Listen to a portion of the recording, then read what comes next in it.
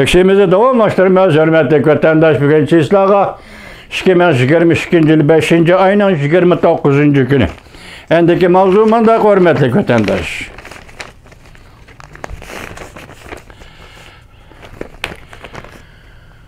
Cungo Kompartiyasının ameti ketdi.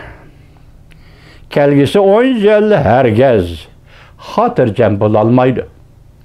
Mavzuda haber 5. ayının 29. günü Enbitor bitidi ilan kılın. Haber mındak başlandı. Amerika Qo'shma Shtatlar Davlat ishlar kotibi Antony Blinken 26. günü Cungo siyosatini e'lon qildi. Cungo Kompartiyasi bevosita xalqaro tartib duch kelgan eng og'ir, balki uzun muddatlik tahdid deb ko'rsatdi. Gerçi Davlat ishlar kotibi Antony Blinken Amerika yangi so'q munosabatlar urushiga izlanmaydi deb ko'rsatsimi, lekin bu qatim so'zlangan Cungo siyosati to'g'risidagi nutq söz talaffuzi muloyim yangi so'q urush munosabatlari tayyorligi bo'lib sanaldi. Soğuk münasebetler uruşunun yarlığı bulup sanaldı. Hatta Cungo matbuatlarım itiraf kılışka mecbur bulup, kelgisi 10 yıl Cungo Amerika iki devlet üçün eytkanda, hatta bütün dünya üçün eytkanda herkes tinç ötmeydi deyişti. Amerika avazı haber qilib mundaq ko'rsatdi. Davlat ishlar kotibi Antony Blinken Cungo siyosati to'g'risida nutq so'zlab bir kun o'tgandan keyin Cungo torbatlaridan bu nutqning bir jumlasini izlab topqili bo'lmadi. Cungo Kompartiya doiralari Cungoning Amerika turishliq bosh elchixonasining ündidarda e'lon qilingan bu nutqning bütün nusxasi o'chirib etibla qolmay, bütün bu nutqqa munosabatlik muhokamalarni chekladi, o'chirib etdi.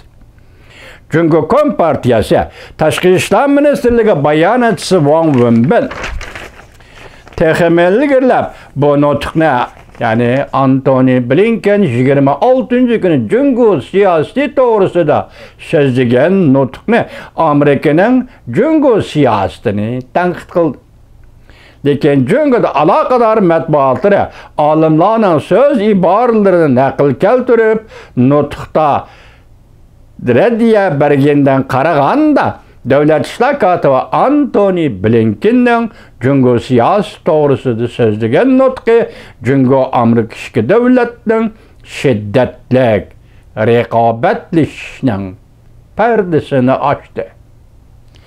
Germaniya Berlin siyosiy yo'llaridan siyosiy sotsiolog olimi Zhang Junhua mundaq hisobladi. Davlat ishlar kotibi Antony Blinkenning bildirishicha, Cungoning ichki jihatda bostirishi, tashqi jihatda mustabidizmli harakatlarni o'zgartiradiganligidan umid kutgili bo'lmaydi. Nutqni ro'yidan qaraganda Cungodan umid kutgili bo'lmaydi. Amerika Cungoning atrofidagi davlatlarda strategik muhit tayyorlaydi. Lekin Cungo Kompartiyasi qoyil bo'lmaydi. Qarama-qarshi ish qiladi. Obzorchi Yan Cungo mundaq hisobladi. Davlat ishlar kotibi Antony Blinkenning demoqchi bo'lgani intayin aniq. Bugun Amerika Cungoga yordamlashib strategik muhit yasab chiqdi. Cungo o'zi dangsab baqsi bo'ladi. Cungo o'zini dangsab baqsi bo'ladi. Hamkorlashadigan bo'lsang, dunyoviy qimmat qarashlarini, xalqaro tartibni qabul qilishing kerak. Amerika bilan hamkorlashadigan bo'lsang, dunyoviy qimmat qarashlarini, xalqaro tartibni qabul qilishing kerak. Agar hamkorlashmaydigan bo'lsang, oqibatga uzanmasqa.